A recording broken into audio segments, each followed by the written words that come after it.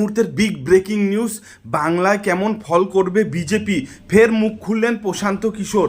ফের একবার বাংলায় লোকসভা ভোটের ফলাফল নিয়ে বড় মন্তব্য করলেন প্রশান্ত কিশোর।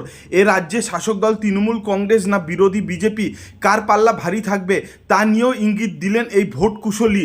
বাংলায় কেমন ফল করবে বিজেপি, একটি টেলিভিশন চ্যানেলকে দেওয়া সাক্ষাৎকারে প্রশান্ত কিশোর ফের দাবি করেছেন বাংলায় ভালো ফল করবে বিজেপি।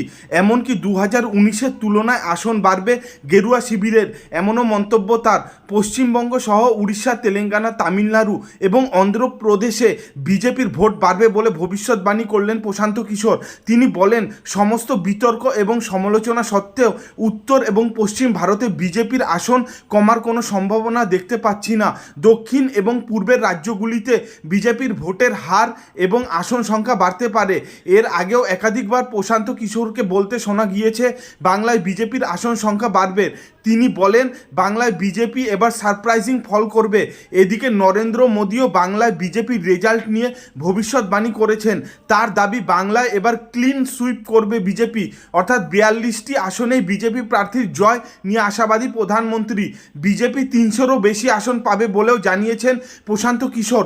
তিনি বলেন, আমি গত কয়েক মাস ধরে বলে আসছি, যারা মনে করেন বিহারে কোনো বিরোধী নেই, সবটাই মোদি ম্যাজিক, তা হতে পারে না।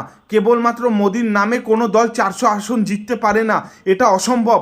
বিজেপি নেতৃত্বাধীন এনডিএ জোটে এমন কিছু নেই যাতে চমকপ্রদ ফলাফলের ইঙ্গিত মেলে।